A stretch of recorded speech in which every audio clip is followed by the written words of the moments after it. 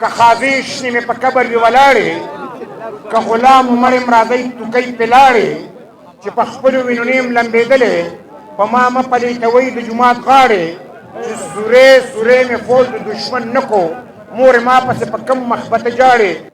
ځکه چې دا کومه لار مونږ خپله کړې ده دا به ډېره خواري هم غواړي، دا جذبه هم غواړي، خو دا تسلسل هم غواړي. او د تسلسل په بنیاد چې هر رنګه طریقه تاسو ته وړاندې کېږي، نو تاسو چونکہ پارلیمنٹ نے منگا کیوں وہ جب ہم کہتے تھے نا تم نے پارلیمنٹ کے دروازے بند کر دیے، اب پارلیمنٹ کے باہر سیاست ہوگی نا. اگر تمہیں تکلیف پہنچتی ہے تو یہ تو تمہاری غلط پالیسیوں کی وجہ سے پہنچتی.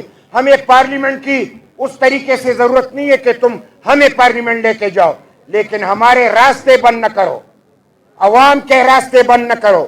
لیکن تم نے پارلیمنٹ کے راستے بند کر دیے. اب وہی بات ہوگی کہ پارلیمنٹ کے باہر جو کچھ بھی ہوگا عوامی نیشنل پارٹی اپنی پالیسی کی تحت کرے گی. آپ کو منظور ہے؟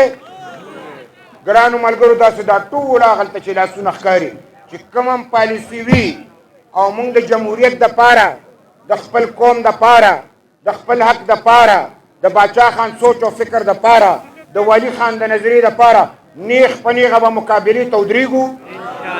شا شاته ګوري چې چا کې فرق، سم لاسونه بل لاس هم اوچت کوي، دواړه اوچت، او دومره دا هم راوغورځوئ چې دشمنان یې واوري. سم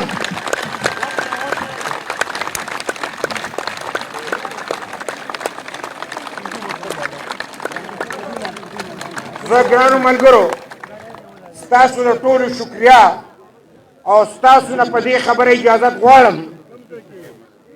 وایي که خاضی شنې مې په قبر وي ولاړې، که غلام مړ یم راځئ توکۍ پې لاړې، چې په خپلو وینو نیم لمبېدلې، په ما مه پلیتوئ د جومات غاړې، چې سورې سورې مې فوج د دشمن نه کو، مور ما پسې په کم مخبته جاړې، یا به دا بې ننګه ملک باغ یې دن کړم، یا به کړم د پښتنو کوڅې ویجاړې.